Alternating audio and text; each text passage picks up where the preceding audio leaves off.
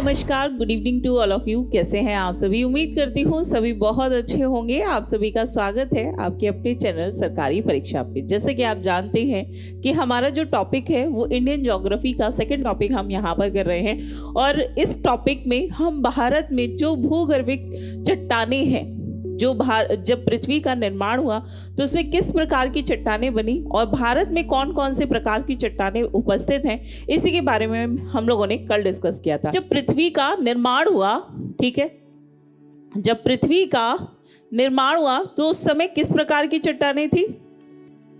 पृथ्वी का निर्माण, ठीक है, पृथ्वी का जब निर्माण हुआ तो ये क्या थी? रक्त तप्त थी। और इसके बाद जब इसमें शीतलन यानी कि हिमयुग आया, उसके बाद ये ठंडी हुई और यहाँ पे एक लंबे समय तक हिमयुग रहता है, और उसके बाद और भी चट्टानें जो है परिवर्तित होती हैं। तो सबसे पहले भूपर्वती बनी, और उस भूपर्वती में आपकी आर्कियन क्रम की चट्टानें बनी, ठीक है। कौन सी? आर्कियन, या फिर हम इनको आग्नेय चट्टानें कहें, ठीक है। आग्नेय चट्टानें के बारे में फिर से मैं आपको रिवाइज करा देती हूँ कि आग्नेय क्रम की चट्टानें जो है काफ़ी ज़्यादा कठोर थी। सबसे पहले, ठीक है, सबसे पहले जिन चट्टानों का निर्माण हुआ वो आपकी आग्नेय चट्टानें थी। आग्नेय चट्टानों में बहुत सारे आपके धात्विक और अधात्विक रूप के खनिज उपस्थित हैं। हालांकि कठोरता के कारण इनका दोहन कर पाना मुश्किल है, लेकिन आप देखिए कि जब ये चट्टानें ताप के चलते रूपांतरित होती हैं तो इससे ग्रेनाइट का निर्माण होता है, इससे नीस का और सिस्ट का निर्माण होता है, ठीक है। इसी तरीके से आप देखोगे कि इन्हीं आर्कियन क्रम से दूसरी चट्टानें निर्मित हुई, जिसे हमने कहा धारवाड़ चट्टानें, ठीक है। दूसरी चट्टानें कौन सी हुई है? धारवाड़ चट्टानें। और धारवाड़ चट्टानें क्योंकि आर्कियन क्रम से ही चट्टानें निर्मित हुई है, तो इसमें भी क्या था? इसमें भी खनिज तत्व, धात्विक तत्व और अधात्विक। आप देखेंगे ज्यादातर इसमें धात्विक तत्व ही पाए जाएंगे, है ना, लेकिन कुछ इंपॉर्टेंट आपके धात्विक अधात्विक तत्व जो है इस धारवाड़ में उपस्थित है। कंपैरेटिवली इनका दोहन कर पाना जो है आसान है। इसीलिए हमने देखा कि भारत के कौन कौन से क्षेत्र हैं जहां से हम दोहन कर सकते हैं, ठीक है। तो दोहन केंद्र भी बताया, जैसे कोलार खान है, कोलार खान से हम क्या निकालते हैं, या बेल्लारी की बात करें, यहाँ से हम सोना उत्पादन करते हैं। रानीगंज हो गया, सिंह भूमि हो गया, ये सब क्षेत्र जो है वहां से हम कोयले का उत्पादन करते हैं, ठीक है। तो ये किस प्रकार की चट्टानें थी? आपकी धारवाड़ क्रम की चट्टानें। अब इन्हीं से आप देखोगे दूसरी चट्टानें बनेंगी जिनका नाम है कोड़प्पा, ठीक है, कोड़प्पा। और इसके बाद हम देखेंगे विंध्यन, ठीक है। कौन सी? विंध्यन। कोड़प्पा चट्टानें, विंध्यन चट्टानें, ठीक है, विंध्यन चट्टानें। इसके बाद आप देखेंगे गोंडवाना चट्टानें, गोंडवाना चट्टानें। और लास्ट है हमारा दक्कन ट्रैप,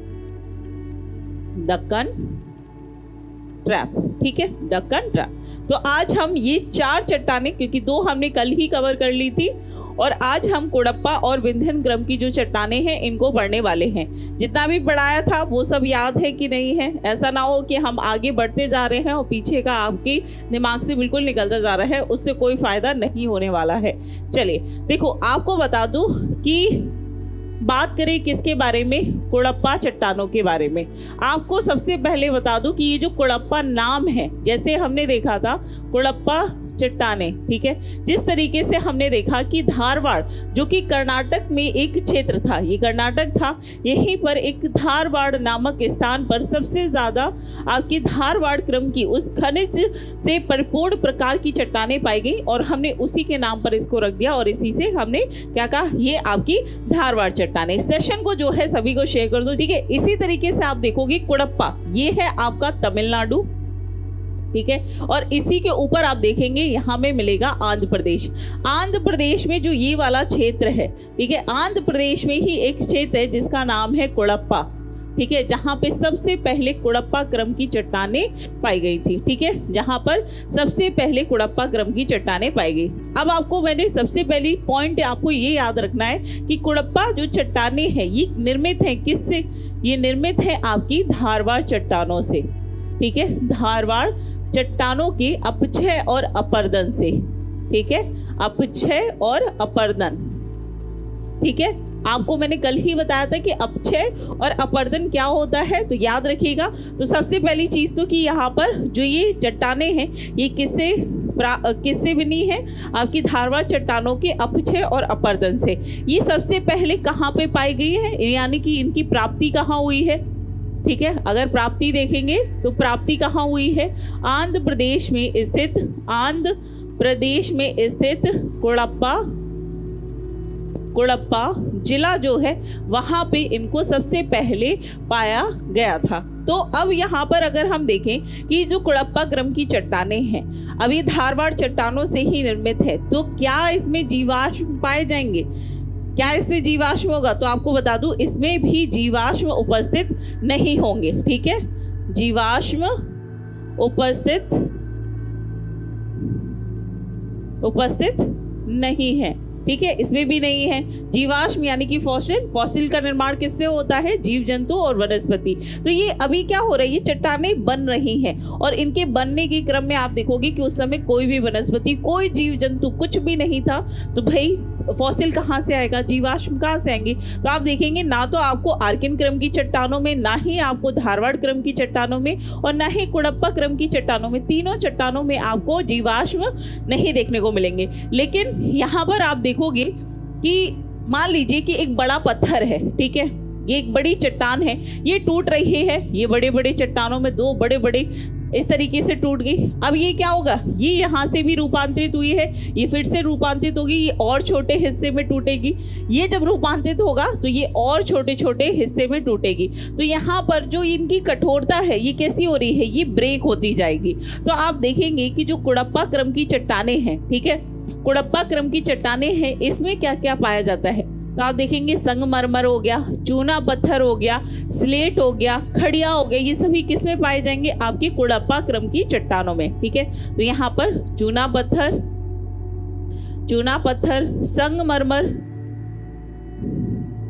संगमरमर, ठीक है, इसके अलावा स्लेट हो गया,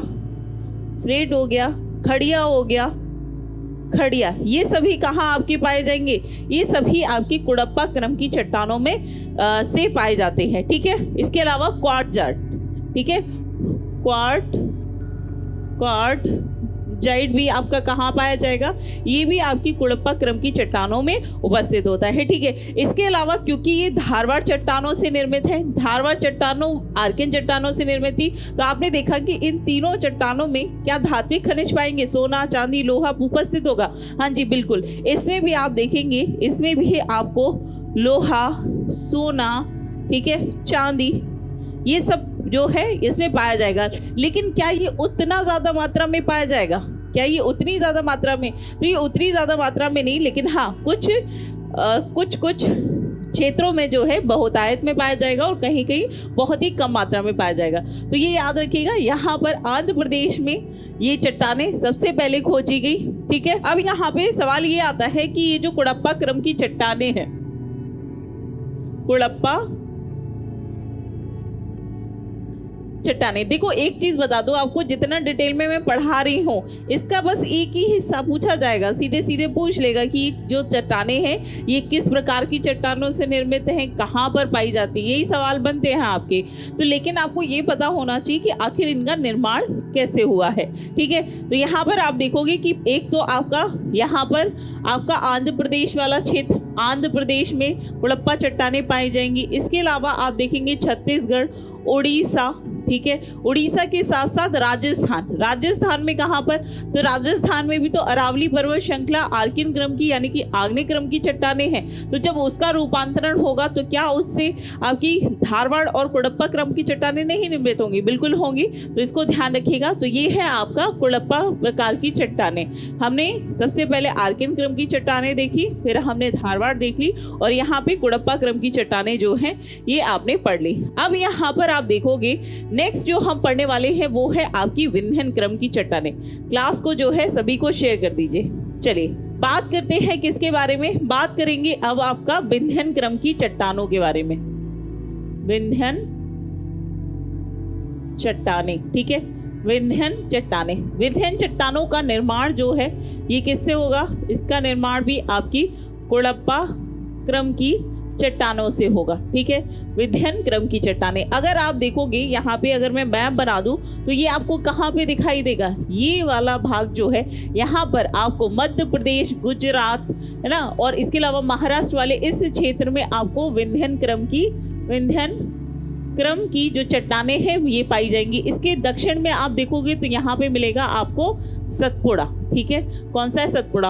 और इन दोनों के बीच में, ठीक है, इन दोनों के बीच में एक नदी बहती है जिसे हम भ्रंश घाटी में बहने वाली नदी कहते हैं, जिसका नाम क्या है, नर्मदा। ठीक है, तो यहाँ पर आप देखोगे कि जो विंध्यन क्रम की चट्टानें हैं, जो विंध्यन क्रम की चट्टानें हैं ये कैसी हैं, ये आपकी भूसन्नति वाली चट्टानें भी कहलाती है, क्योंकि ये इसी के पास निर्मित है। अब यहाँ पर आप देखोगे कि जो विंध्यन क्रम की चट्टानें हैं ये एक क्रैक बना था। आपको बताया था कल मैंने कि जो पृथ्वी है, पृथ्वी का जब निर्माण हुआ तो यहाँ पे एक पेंजिया था। ये पेंजिया दो भागों में टूटा, एक तरफ उत्तर की तरफ, एक भाग इसका उत्तर की तरफ गया, एक भाग इसका दक्षिण की तरफ जाता है। आगे चलकर ये फिर से विभाजित होती है कुछ हिस्सों में, इस तरीके से, है ना, कुछ इस तरीके से भागों में विभाजित होती है। फिर यहाँ से आपका जो प्रायद्वीपीय भाग है ये यहाँ से टूटकर ऊपर की तरफ बढ़ने लगता है, उत्तर पूर्व की तरफ। अब एक बात बताओ कि यहाँ से जब ये हिस्सा, जब अफ्रीका महाद्वीप से प्रायद्वीपीय भारत का जो हिस्सा टूटकर उत्तर पूर्व की तरफ बढ़ रहा था, क्या इसमें दरारें नहीं होंगी, टूटा है ना, तो यहाँ पे दरारें होंगी। तो जब ये भाग टूटा तो यहाँ पे ऑलरेडी छोटे छोटे क्रैक्स थे। ठीक है, ये क्या थे, दरारें, और इन्हीं को हमने क्या कहा है, ब्रंश। जब इसमें दबाव पड़ा तो यहाँ पर नदियाँ जो हैं इन्होंने सेडिमेंट्री यहाँ पर निर्मित की, और उसके बाद दबाव के कारण यहाँ पर विंध्यन पर्वत श्रृंखला है इसका निर्माण हो जाता है। ठीक है, इसका निर्माण हो जाएगा। आप देखेंगे कि उत्तर में आगरा से लेकर दक्षिण में मध्य प्रदेश के होशंगाबाद तक, इसके अलावा राजस्थान के चित्तौड़गढ़ से लेकर सासाराम बिहार तक जो है ये पूरा का पूरा क्षेत्र फैला हुआ है किसका, विंध्यन पर्वत श्रृंखला का। ठीक है, विंध्यन पर्वत श्रृंखला का जो विस्तार है, विंध्यन पर्वत श्रृंखला का विस्तार आपको कहां से कहां तक देखने को मिलेगा, तो इसको उत्तर पूर्व और उत्तर दक्षिण पश्चिम पूर्व में देखेंगे। तो पश्चिम में आप देखोगे तो राजस्थान का जो चित्तौड़गढ़ है, चित्तौड़गढ़, ठीक है, चित्तौड़गढ़ राजस्थान से लेकर सासाराम बिहार, सासाराम बिहार तक जो है आपको इसका क्षेत्र देखने को मिलेगा। इसी तरीके से उत्तर में आप देखोगे आगरा यूपी, और दक्षिण में होशंगाबाद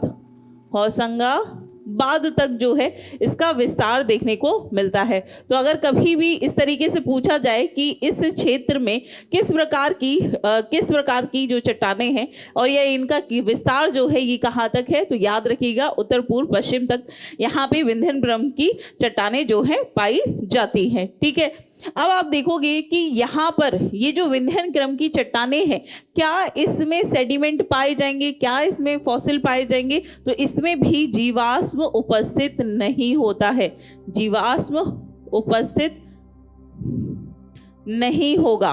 ठीक है, इसमें भी जीवाश्म उपस्थित नहीं होता है। ठीक है, इसको ध्यान रखिएगा, इसमें भी जीवाश्म उपस्थित नहीं होता है। लेकिन आप देखोगे कि जो विंध्यन क्रम की चट्टानें हैं ये सबसे ज़्यादा महत्वपूर्ण है। क्यों? क्योंकि इनसे बहुत सारे प्रकार के पत्थर पाए जाते हैं, जैसे बलुआ पत्थर। आपने देखा होगा कि भारत में बहुत सारी इमारतें जो हैं, हिस्टोरिकल प्लेस जो हैं, इनका निर्माण किसके द्वारा किया गया है, बलुआ पत्थर के द्वारा किया गया। और वो बलुआ पत्थर कहाँ से निकाला गया है, इन्हीं विंध्यन क्रम की चट्टानों से निकाला गया है। ठीक है, तो यहाँ पर आप देखोगे कि बलुआ पत्थर भी पाया जाता है, यहाँ पे चूना पत्थर भी पाया जाएगा, यहाँ पे संगमरमर भी पाया जाएगा। इसके अलावा यहाँ पर हीरा भी जो है ये भी यहाँ पर उपस्थित होगा। तो यहाँ से क्या प्राप्त होता है, क्या क्या प्राप्त होगा, तो आपको मैंने बताया यहाँ से आपका एक तो बलुआ पत्थर जो है ये प्राप्त होगा। इसके अलावा चूना पत्थर, ठीक है, चूना पत्थर हो जाएगा। इसके अलावा संगमरमर, ठीक है, बलुआ पत्थर, चूना पत्थर, संगमरमर, और इसके अलावा चमकीले पत्थर। ठीक है, चमकीले पत्थर, जैसे कि हम कह सकते हैं हीरा। ठीक है, हीरा भी हमें कहाँ से प्राप्त होता है, तो विंध्यन क्रम की चट्टानों से प्राप्त होता है। ठीक है, याद रखिएगा। हीरे के लिए तो आप सभी जानते हैं दो प्रसिद्ध खाने हैं, हीरे के लिए जो है दो प्रसिद्ध खाने हैं। हीरा हमें कहाँ से प्राप्त होता है? दो स्थानों से। एक तो है पन्ना की खान। पन्ना की तमन्ना है कि हीरा मुझे मिल जाए। अगर आप लोगों ने सुना होगा तो वो जो गाना है, इसीलिए कहते हैं ना मूवी गाने जो है सिर्फ ऐसा नहीं है एंटरटेनमेंट, कुछ कुछ रियलिटी भी बता जाते हैं। तो यहाँ पे क्या कहता है कि पन्ना की तमन्ना है कि हीरा मुझे मिल जाए। तो हीरा जो है ये कहाँ से? पन्ना की खान से निकाला जाता है। इसी तरीके से आप देखोगे गोलकोंडा की जो खान थी, जो कि कहाँ है? आपके आंध्र प्रदेश में है, वहाँ से हीरा निकाला गया था। और यही हीरा था जो कि भारत का सबसे बड़ा हीरा, जो कि आज ब्रिटेन में पहुंच चुका है। ठीक है, कहाँ पर? ब्रिटेन में पहुंच चुका है।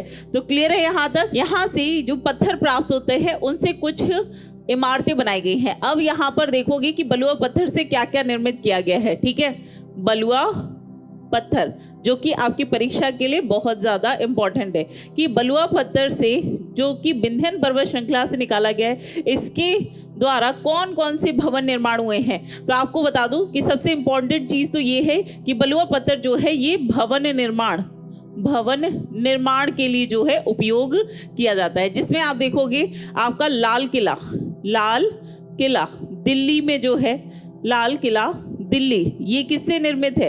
बलुआ पत्थर से है। ठीक है, दूसरा आप देखोगे आगरा का किला भी लाल किला ही है। ठीक है, आगरा का किला उत्तर प्रदेश में। इसके अलावा जामा मस्जिद जो है ये हो जाएगा। इसके अलावा फतेहपुर सीकरी,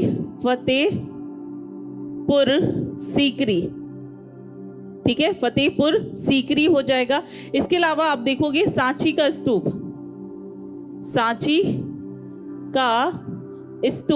ठीक है, सांची का स्तूप। इसके अलावा आपको बता दूं कि यहाँ पर संगमरमर भी पाया जाता है, संगमरमर। ठीक है, संगमरमर आप देखेंगे कि जो राजस्थान में दिलवाड़ा जैन मंदिर है। ठीक है, जैन मंदिर, उसका पत्थर संगमरमर भी जो है यहीं से ले जाकर इसको निर्मित किया गया था।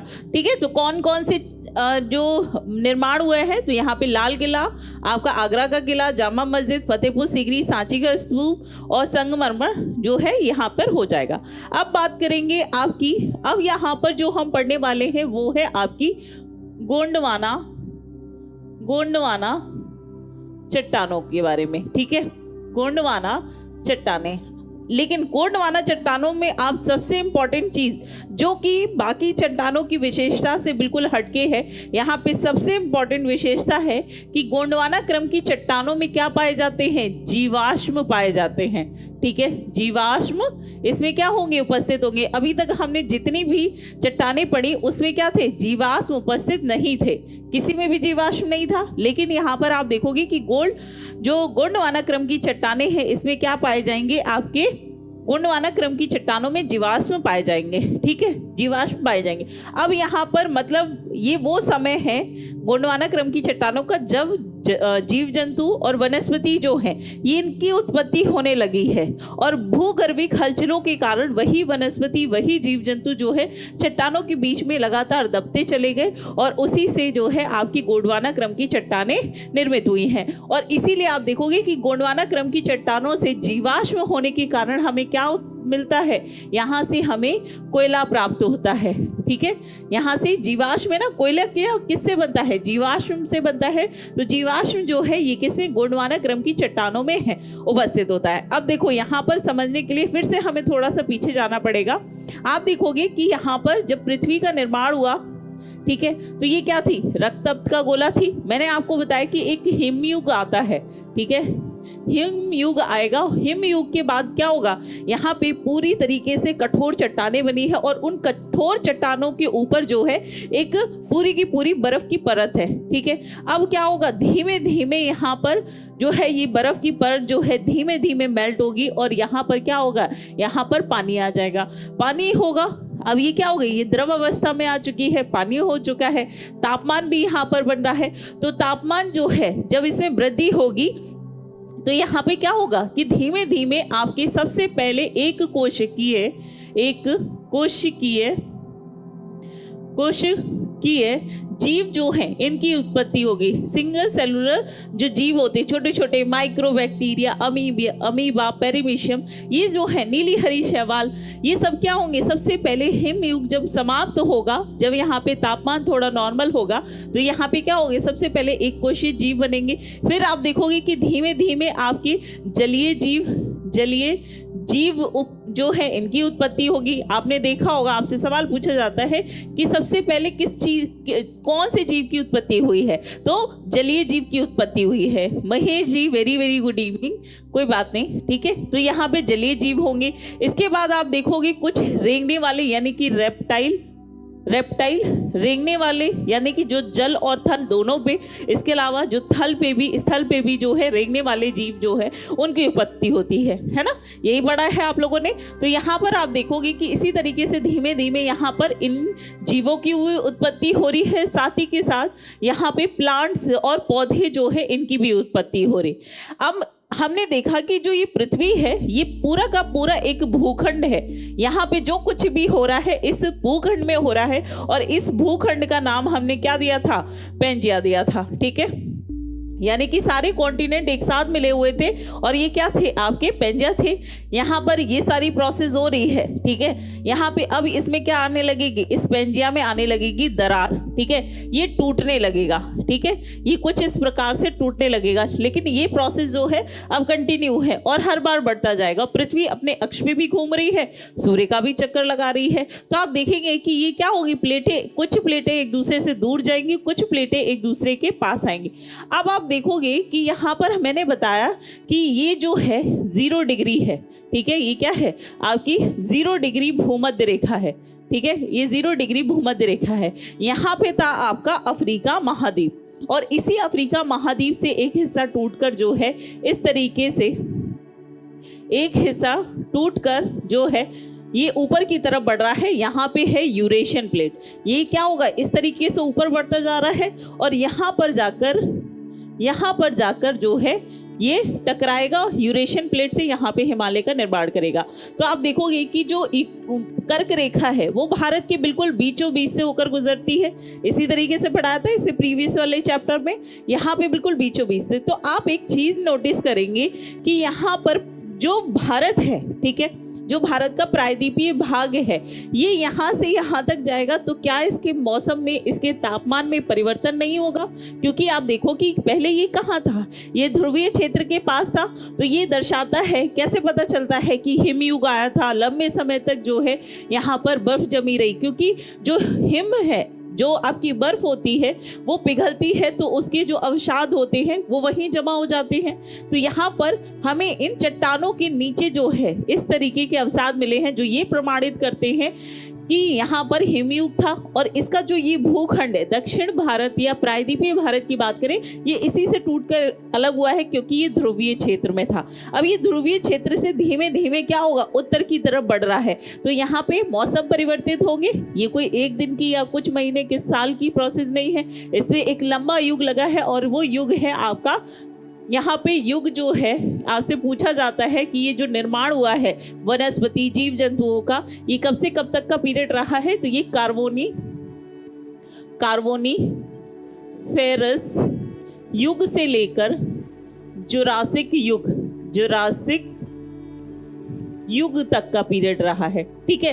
तो यहाँ पर आप देखोगे कि तापमान बढ़ेगा। अब ये जो आपके सिंगल सेलुलर है, मल्टी सेलुलर जीव बनेंगे, यानी कि बड़े बड़े जीवों का निर्माण होगा। और धीमे धीमे जैसे जैसे ये पृथ्वी जो है, ये आपका प्रायद्वीपीय है, इंडिया का जो ये भूखंड है, जब ये इक्वेटर के पास आएगा तो आप सभी जानते हैं कि इक्वेटर पे तापमान सबसे ज़्यादा है, ठीक है। और उस तापमान के होने के कारण यहाँ पर बहुत ज़्यादा मॉइस्चर है, बहुत ज़्यादा वर्षा होती है। इसीलिए आपके सदाबहार वन और सघन वन जो हैं ये आपके इस वाले रीजन में पाए जाते हैं। तो जब यहाँ पर ऐसी स्थिति रही होगी प्रायद्वीपीय भारत की, तो आप सोचिए कि उस समय पूरा का पूरा प्रायद्वीपीय भारत जो है ये घने जंगलों से घिरा होगा, है ना। बहुत सारे घने जंगल होंगे और फिर धीमे धीमे ये उत्तर की तरफ बढ़ेगा।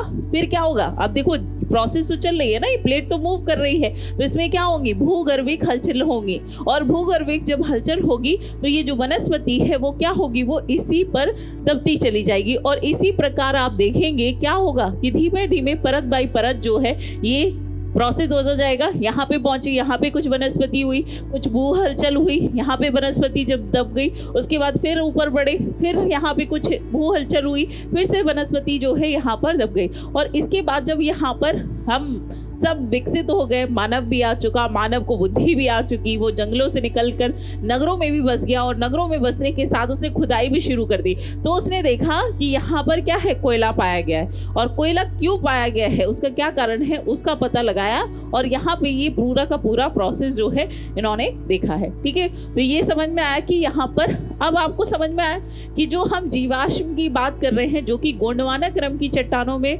पाया जाता है, वो क्यों पाया जाता है।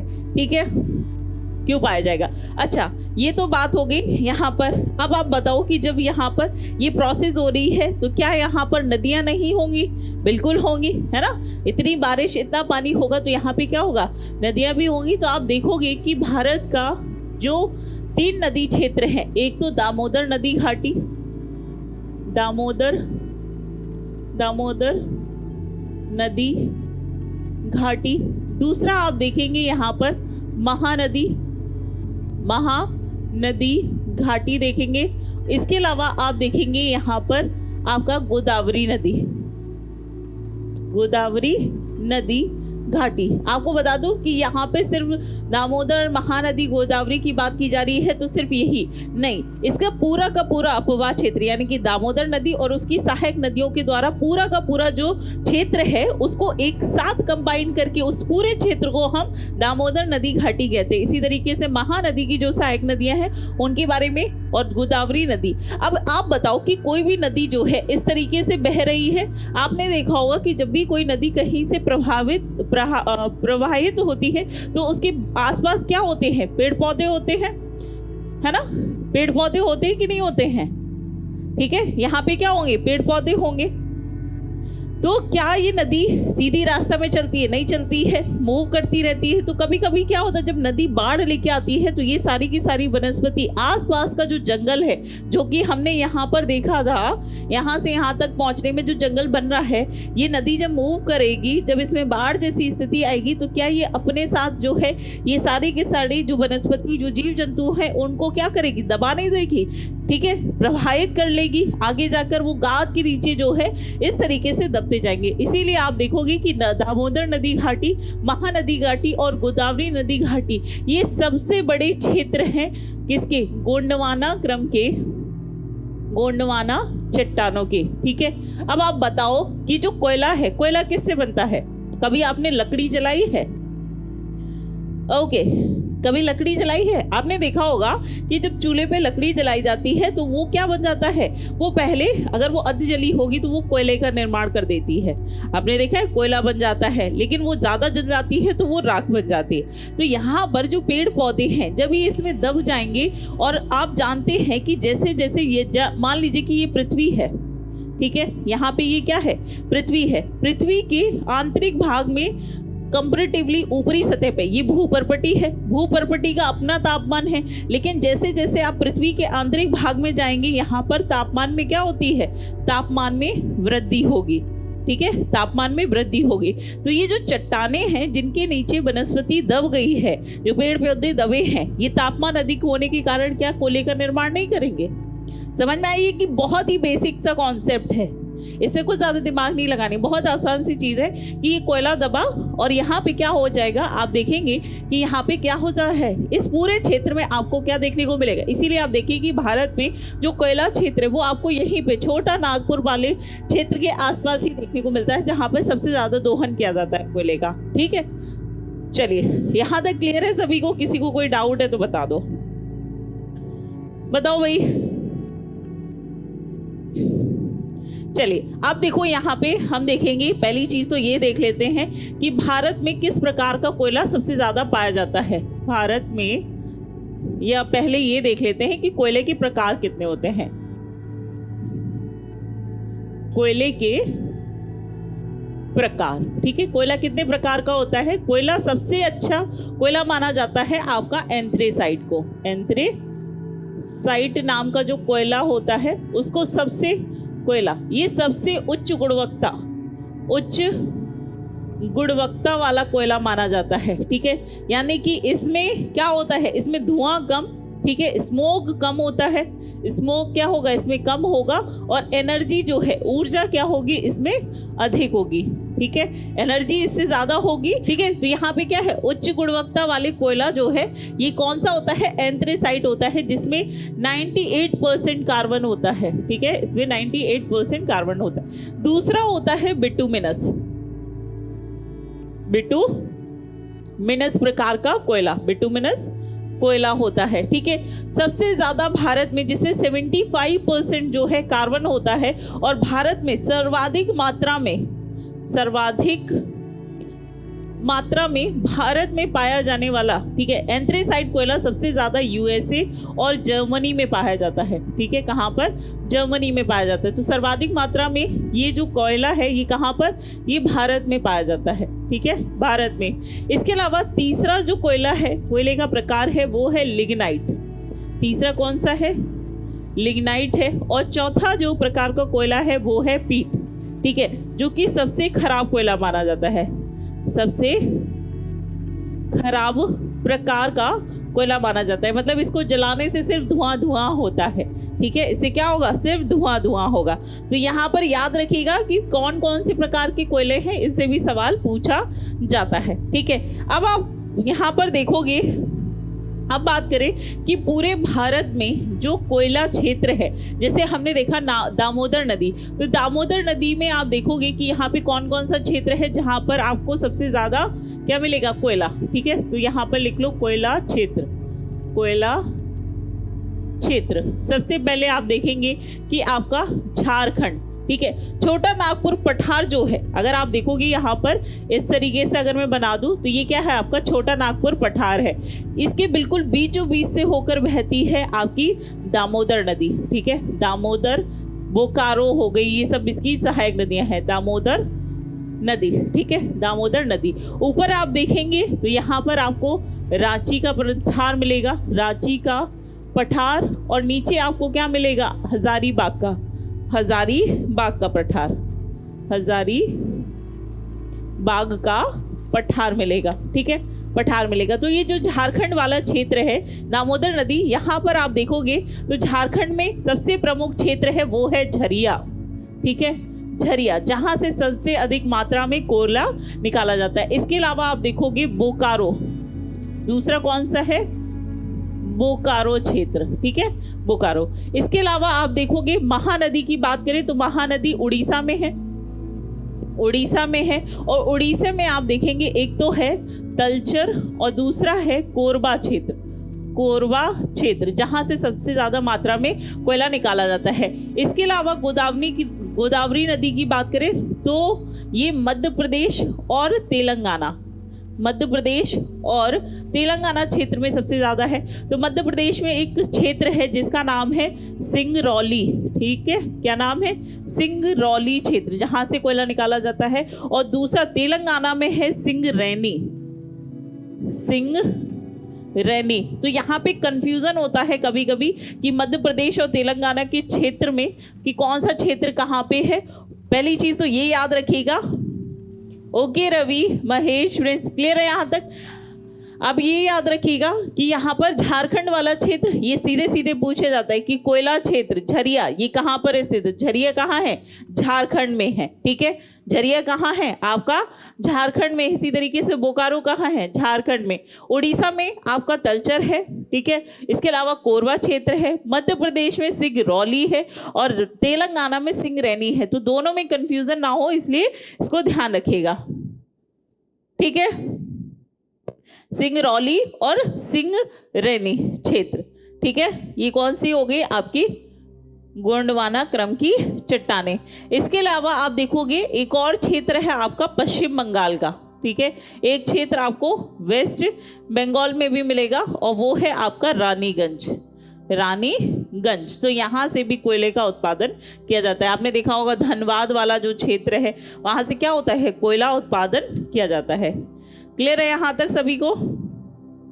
ठीक है, चलिए अब तो ये हो गई आपकी गोंडवाना क्रम की चट्टानें। हमने कौन कौन सी चट्टानें अभी देखी है? कुड़प्पा देख ली, विंध्यन क्रम की चट्टानें देख ली और आपकी गोंडवाना क्रम की।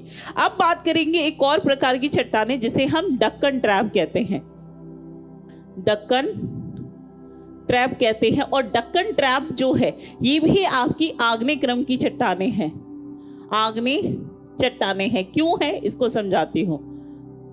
ठीक है, चट्टानें आप देखेंगे कि जो भारत है, ठीक है, मैंने आपको बताया था कि भारत का ये हिस्सा टूटकर उत्तर की तरफ बढ़ा। ठीक है, यहाँ पे क्या है, ये हिस्सा टूटकर ऊपर की तरफ बढ़ा। और जब ये बढ़ा तो यहाँ पर कुछ दरारें थी। ठीक है, यहाँ पे क्या थी, कुछ दरारें थी पहले से ही। लेकिन आप देखेंगे कि जब ये हिस्सा जो है, जब ये हिस्सा जो है यहाँ पे यूरेशियन प्लेट थी और यहाँ पर आप देखोगे कि ये हिस्सा इस तरीके से जाकर यहाँ पर टकराता है यूरेशियन प्लेट से। जब प्रायद्वीपीय भारत टकराते हैं तो ये पूरी की पूरी प्लेट एक साथ जाकर सारी की सारी एक साथ ही होती है। ये क्या होती है, धीमे धीमे ये मूव करती है इस तरीके से और यहाँ पे जो गाद होता है उसमें दबाव पड़ता है और उसके कारण यहाँ पर क्या होती है, हिमालय पर्वत की जो है, हिमालय पर्वत का निर्माण होता है। तो जहाँ पे ये टकराता है यहीं पे आपका क्या है, पामीर का पठार, पामीर का पठार है। ठीक है, और जब ये टकराता है तो यहाँ पे पामीर की गांठ है और यहीं पर आप देखोगे कि हिमालय का निर्माण होता है जिसे हम बोलते हैं काराकोरम। ठीक है, काराकोरम। आपको जब हिमालय पर्वत श्रेणी बढ़ाऊंगी तो वहाँ पे जब हिमालय का विस्तार पढ़ेंगे तो आप देखेंगे कि हिमालय के निर्माण से पहले ही काराकोरम श्रेणी का निर्माण हो चुका था। ठीक है, इसी वजह से काराकोरम जो कि ट्रांस हिमालय का भाग है उसे हम पार हिमालय भी कहते हैं। ठीक है, तो यहाँ पर आप देखोगे कि जब ये प्लेट इससे टकराई होगी तो इसमें प्रेशर पड़ा होगा। जब ये प्रेशर पड़ा तो ये जो दरारें थी ये और ज़्यादा गहरी हो गई। तो आप सभी जानते हैं जब ये गहरी हो गई तो आपको बता दूं कि जब दो प्लेटें एक दूसरे से टकराती हैं, ठीक है, तो जो हल्की प्लेट है वो नीचे की तरफ धंस जाती है और जो भारी प्लेट है ये ऊपर की तरफ रहती है। तो यहाँ पे जो प्रायद्वीपीय भारत की प्लेट थी ये कैसी थी, हल्की प्लेट थी जो कि नीचे की तरफ धंस जाती है। यहाँ पे हिमालय का निर्माण होगा। जब ये नीचे की तरफ धंस जाएगी तो यहाँ पे क्या होगा, यहाँ पे तापमान बहुत ज़्यादा होता है, टेम्परेचर बहुत ज़्यादा होता है। इसीलिए आप देखोगे कि पृथ्वी का जो सतह है, ठीक है, ये मान लीजिए कि ये पृथ्वी है, ठीक है, ये आपका क्रस्ट भाग है। इस क्रस्ट के नीचे आप देखेंगे, इस भूपर्पटी के नीचे एक लेयर पाई जाती है जिसे हम कहते हैं एस्थेनोस्फीयर। एस्थेनोस्फीयर जहां पर मेल्टेड फॉर्म में चट्टानें जो है मैग्मा के रूप में उपस्थित होती हैं। ठीक है, तो यहां पर आप देखोगे यहाँ पे क्या है, आपका एस्थेनोस्फीयर जो है ये पाया जाता है जहां पे क्या होता है, जहां पे मेल्टेड फॉर्म में यानी कि द्रवीय अवस्था में मैग्मा उपस्थित है। चट्टानें द्रवीय अवस्था में बहुत ज़्यादा खौलती हुई है। अब जब ये चट्टानें यहाँ पे क्रैक हुई हैं तो क्या ये मैग्मा ऊपर की तरफ नहीं बढ़ेगा? ठीक है, ये यहाँ पे मुड़ी है, ये चट्टान का नीचे भाग गया है तो ये क्या हो जाएगा, ये मेल्ट हो जाएगा और मेल्ट होकर जो है इस तरीके से इधर प्रवाहित होगा। यहाँ से जो है इस तरीके से ही प्रवाहित होता जा रहा है। तो इसके नीचे की बात कर रही हूँ, ये यहाँ से नहीं आ रहा है, इसके नीचे की ही प्रोसेस बता रही हूँ, इस प्लेट के नीचे जो प्रायद्वीपीय भारत की। तो यहाँ पे क्या होगा, यहाँ पे जो मैग्मा है ये बाहर की तरफ जो है निकलना शुरू हो जाएगा और आसपास के पूरे क्षेत्र में यहाँ पर फैल जाएगा। ठीक है, इसी तरीके से आप देखोगे ये सिर्फ एक बार नहीं होता है, यहाँ पे निकला इस तरीके से, यहाँ पे फैल गया, उसके बाद ये कुछ समय तक ऐसे ही रहा, फिर यहाँ पर कुछ छोटी मोटी वनस्पति, यहाँ पे कुछ मछली वछली आ गई, इसके बाद इसके ऊपर फिर से जो है मैग्मा का उद्गार होता है और इसी तरीके से जो है ये एक क्या बना लेता है, ट्रैप बना लेता है। इसीलिए हम इस क्षेत्र को क्या कहते हैं, दक्कन ट्रैप कहते हैं। ठीक है, अब यहाँ पर जो लावा है या मैग्मा जो है ये जब बाहर निकल जाता है तो हम इसे मैग्मा कहते हैं। मैग्मा जो है पृथ्वी सतह के बाहर आ जाता है।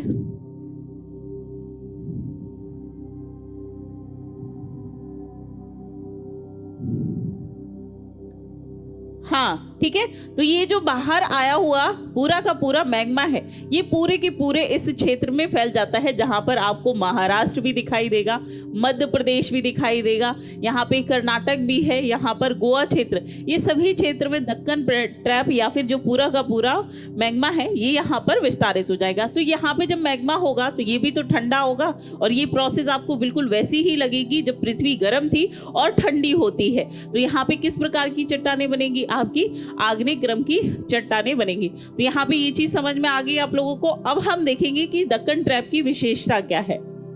दक्कन ट्रैप, ठीक है, दक्कन ट्रैप कहाँ पे इसका विस्तार है, क्यों है, ये बात आपको बहुत अच्छे से क्लियर होगी।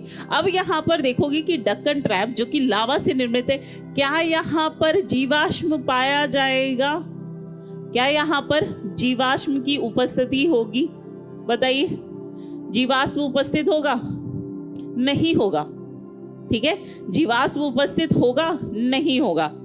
बताओ भाई, यहाँ पे जीवाश्म उपस्थित होगा या नहीं होगा? तो बिल्कुल नहीं होगा, जीवाश्म की उपस्थिति नहीं होगी। अब क्योंकि ये आपके लावा से निर्मित है तो यहाँ पे मैग्नीशियम जो है, ठीक है, लावा के कारण यहाँ पर मैग्नीशियम जो है इसकी मात्रा जो है पाई जाएगी, ठीक है, यहाँ पे मैग्नीशियम जो है अधिक मात्रा में पाया जाएगा। इसके अलावा आप देखेंगे कि यहाँ पर जब मैग्नीशियम यहाँ पे ज़्यादा है तो यहाँ पे नाइट्रोजन और पोटाश जो है इसकी मात्रा कम पाई जाती है। नाइट्रोजन और पोटाश की मात्रा यहाँ पर कम पाई जाएगी। यहाँ पर चूना अधिक मात्रा में पाया जाएगा, ठीक है, अधिक मात्रा में पाया जाएगा। इसके अलावा यहाँ पर ह्यूमस जो है इसमें भी क्या होगी? कमी होगी। यहाँ पे क्योंकि लावा से निर्मित ये पूरा का पूरा क्षेत्र है तो यहाँ की जो मृदा है ये किस प्रकार की होगी? ये काली मृदा होगी, ठीक है। काली मृदा जो है इसको दरारी मृदा भी कहते हैं, इसको आप रेगूर मृदा भी कहते हैं, ठीक है। और रेगूर मृदा, काली मृदा की ये विशेषता है कि इसमें नाइट्रोजन और पोटाश की कमी होती है, चूना अधिक होता है, ह्यूमस की भी कमी होती है, लेकिन मैग्नीशियम की इसमें क्या होती है? अधिक मात्रा पाई जाती है, ठीक है। ये नो दीदी जो आपने बोला है ये समझ में आ गया है उसलिए बोला है या कोई डाउट है? कोई डाउट नहीं है ना? यहाँ तक क्लियर है ना सारी चीजें? तो ये याद रखिएगा, यहाँ पे क्या होगी? काली मृदा होगी, दरारी। ये बहुत ज़्यादा महीन होती है तो आप देखोगे कि जो सूखा हो जाता है, जब इसमें जो पानी की कमी हो जाती है तो इसमें क्या हो जाती है? इसमें बड़ी बड़ी दरारें इसमें पड़ जाती है। किसमें? काली मृदा में। और जब इसमें पानी की उपस्थिति होती है तो ये कैसी हो जाती है?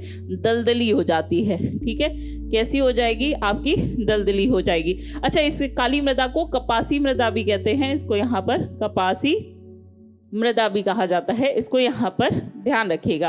क्लियर है यहाँ पर? ठीक है, क्लियर है यहाँ तक सभी को? बताओ भाई, यहाँ तक सभी को सब कुछ क्लियर है, समझ में आ गया? इसीलिए बोले ओके प्रेस। देखो बस बहुत खुशी मिलती है, जितना पढ़ा रही होता समझ में आ रहा है। ठीक है रवि, किसी को कोई डाउट नहीं है ना? कोई भी चीज़ जो कि आपको नहीं समझ में आ रही? चलिए, अब यहाँ से हमने जितना भी अभी तक पढ़ा है उसको एक बार मैं फिर से आपको रिवाइज करा देती हूँ। और फिर हमने देखा कि पृथ्वी पर जब पृथ्वी ठंडी हुई है ना पृथ्वी जब ठंडी हुई तो वहाँ पर कुछ प्रकार की चट्टानें बनी। ठीक है, तो यहाँ पे सबसे पहले जो चट्टानें निर्मित हुई है वो है आपकी आर्कियन क्रम की चट्टानें, जिसे हम आग्नेय चट्टानें भी कहते हैं। इसी से रूपांतरित होती है जो चट्टानें, उनको हम ग्रेफाइट, नीस और सिस्ट के रूप में भी जानते हैं। फिर हमने धारवाड़ क्रम की चट्टानें पढ़ी। धारवाड़ क्रम की चट्टानों का निर्माण आग्नेय चट्टानों से हुआ था।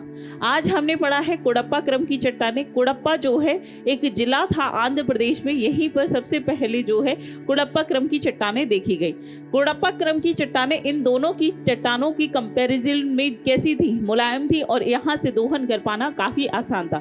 लेकिन क्योंकि ये इन्हीं से रूपांतरित थी, इसीलिए यहाँ पे भी धात्विक खनिज भी पाए जाते हैं और अधात्विक खनिज भी पाए जाते हैं, और इन तीनों में जीवाश्म की क्या होती है? अनुपस्थिति होती है। कुड़प्पा चट्टानें आपको आंध्र प्रदेश के अलावा राजस्थान के क्षेत्र में, इसके अलावा कुछ कुछ आपका कर्नाटक के क्षेत्र में भी पाई जाती हैं। इसके बाद हमने हमने विंध्यन क्रम की चट्टानें देखी थी।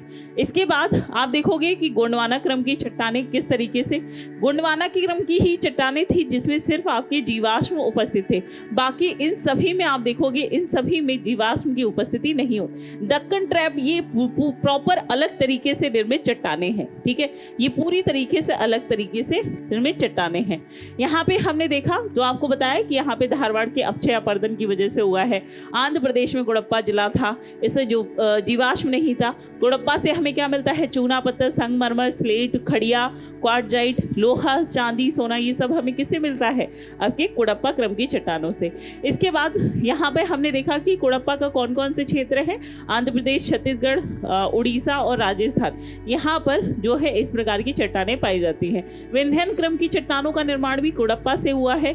इसका क्षेत्र विस्तार जो है उत्तर में आगरा से लेकर दक्षिण में होशंगाबाद और पश्चिम में चित्तौड़गढ़ से लेकर पूर्व में सासाराम तक जो है इसका विस्तार है। इसमें भी जीवाश्म की उपस्थिति नहीं होगी। यहाँ पर आपको दिखाई देगा विंध्यन पर्वत श्रृंखला, इसके नीचे आपको क्या दिखाई देगा, सतपुड़ा। फिर हमने देखा कि विंध्यन क्रम की चट्टानों से क्या प्राप्त होता है, तो यहाँ पे बलुआ पत्थर प्राप्त होता है, चूना पत्थर, संगमरमर, चमकीले पत्थर। चमकीले पत्थरों में विशेष रूप से आपका हीरा है। हीरे की दो प्रसिद्ध खानें हैं, पन्ना है और गोलकोंडा है। पन्ना की खान आपको मध्य प्रदेश में मिलेगी और गोलकोंडा की खान आपको कहाँ, आंध्र प्रदेश में देखने को मिलेगी। हाँ जी बिल्कुल बोल दिया है बच्चे, बन जाएगी, परेशान मत हो। इसके अलावा बलुआ पत्थर की बात करें तो बलुआ पत्थर का जो बलुआ पत्थर है इसका विशेष रूप में प्रयोग भवन निर्माण में किया जाता है, इमारतें बनाई जाती है, जैसे लाल किला दिल्ली का, आगरा का किला, जामा मस्जिद, फतेहपुर सीकरी, सांची का स्तूप, संगमरमर, ठीक है, दिलवाड़ा जैन मंदिर, ये सभी किससे बनी है, ये सभी आपकी कुड़प्पा क्रम की चट्टानों से बनी है, ठीक है, सॉरी आपकी विंध्यन से। किससे बनी है, विंध्यन से, कुड़प्पा से नहीं, विंध्यन से।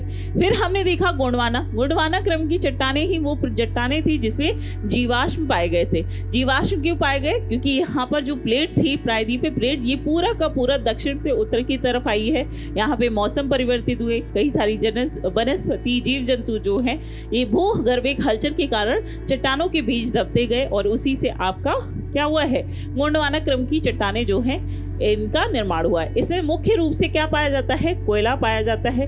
अगर आप देखोगे कि ये जो पूरा का पूरा प्रोसेस हुआ है, ये जर्नी जो इन्होंने कंप्लीट की है, ये एक टाइम पीरियड में डिवाइड की गई है, एक समय में, जिसे हम बोलते हैं कार्बोनिफेरस युग से लेकर जुरासिक युग तक जो है इसका विस्तार हुआ है, ठीक है। इसके निर्माण में जो समय लगा है वो कार्बोनिफेरस से लेकर जुरासिक पीरियड तक।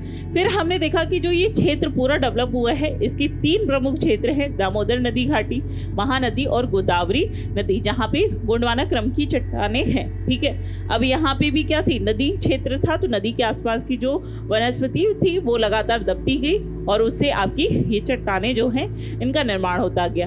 फिर हमने देखा कि कोयला की जो प्रकार है, एंथ्रेसाइट प्रकार का कोयला जो कि सबसे उच्च गुणवत्ता वाला होता है, जहाँ पर स्मोक यानी कि धुआं कम, ऊर्जा ज़्यादा होती है। वो कहते हैं ना कि कुछ लोगों की आदत होती है मेहनत करते हैं दिखाते नहीं हो, कुछ लोग दिखावा करते हैं काम नहीं करते, तो यहाँ पर ये दिखावा नहीं करता बल्कि काम की गुणवत्ता इसकी ज़्यादा। इसी तरीके से बिटुमिनस भारत में सबसे ज़्यादा मात्रा में पाया जाने वाला कोयला है। एंथ्रेसाइट कोयला आपको यूएसए और जर्मनी में देखने को मिलेगा। लिग्नाइट और पीट सबसे खराब प्रकार का कोयला माना जाता है, ठीक है। सबसे खराब कौन सा है, पीट। फिर हमने देखा कोयला क्षेत्र कौन कौन से हैं, झारखंड का झरिया बोकारो, उड़ीसा का तलचर कोरबा क्षेत्र, मध्य प्रदेश में सिंगरौली और तेलंगाना में सिंगरैनी, ठीक है। पश्चिम बंगाल का रानीगंज क्षेत्र जो है यहाँ पर क्या पाया जाता है, आपका कोयला क्षेत्र पाया जाता है। इसके बाद हमने दक्कन ट्रैप देखा। दक्कन ट्रैप जो है यहाँ पर जब ये प्लेट जाकर यूरेशियन प्लेट से टकराई थी तो यहाँ पे जो दरारें थी ये और गहरी हो गई, जिसके कारण लावा बाहर आ जाता है और यहाँ पे पूरा फैल जाता है। इसी से आपका क्या बनता है, एक ट्रैप बनता है जिसे हम दक्कन ट्रैप कहते हैं। दक्कन ट्रैप की विशेषता है कि इसमें जीवाश्म नहीं होता है, इसमें मैग्नीशियम की जो मात्रा है बहुत अधिक होती है। नाइट्रोजन और पोटाश जो है इसमें कम पाया जाता है। आप देखेंगे जो जलोढ़ मृदा है, जो भारत की सबसे अच्छी मिट्टी पाई जाती है, उस अच्छी मिट्टी में किस चीज़ की मात्रा होती है, ठीक है, जो सबसे उपजाऊ मृदा होती है उसमें नाइट्रोजन और पोटाश और चूना, इन तीनों की मात्रा अधिक होती है, ठीक है। तो कभी पूछा जाए तो याद रखना। इसके अलावा इसमें ह्यूमस की कमी होती है। इसके अलावा जो दक्कन ट्रैप से निर्मित जो चट्टानें थी, जो लावा से निर्मित मिट्टी है, उसे हम काली मिट्टी, दरारी मिट्टी, रेगूर या फिर कपासी मृदा भी कहते हैं। और यहीं पर कॉटन जो है, ठीक है, कपास यानी कि कॉटन, इसकी सबसे ज़्यादा मात्रा में उत्पादन किया जाता है, ठीक है। ये कैसी होती है? दलदली होती है। ये स्वयं जुती हुई मिट्टी भी कहा जाता है, क्योंकि इसमें जैसे ही पानी डालोगे ये अपने आप नॉर्मल हो जाती है। इसके लिए अलग से जो है जुताई की ज़रूरत नहीं पड़ती है, ठीक है। तो ये थी आपकी यहाँ तक पूरा का पूरा जो हमने सारी की सारी चट्टानें हैं वो यहाँ पर पढ़ ली हैं। अब यहाँ पर इससे रिलेटेड क्वेश्चंस हैं, ठीक है, वो हम कल की क्लास में देखेंगे, ठीक है। क्वेश्चन एंड आंसर्स ये हम कल की क्लास में देखेंगे और उम्मीद करती हूँ कल हम कोशिश करेंगे जो इससे पहले चैप्टर किया है और जो आज हमने ये टॉपिक कंप्लीट किया है, इन दोनों का कंबाइन करके जितने भी क्वेश्चन है वो एक साथ रिवाइज कर दें, ठीक है। यहाँ तक रिवीजन कंप्लीट हो जाएगा, जिससे कि आपको जो भी पढ़ रहे हो वो भी मेमोराइज हो जाएगा और पढ़ के आना, जो भी पढ़ा रही हूँ उसके नोट्स भी बनाते चला। तब तक रखिए अपना ख्याल, खुश रहिए, मस्त रहिए। Thank you so much, take care, bye bye, जय हिंद, जय भारत।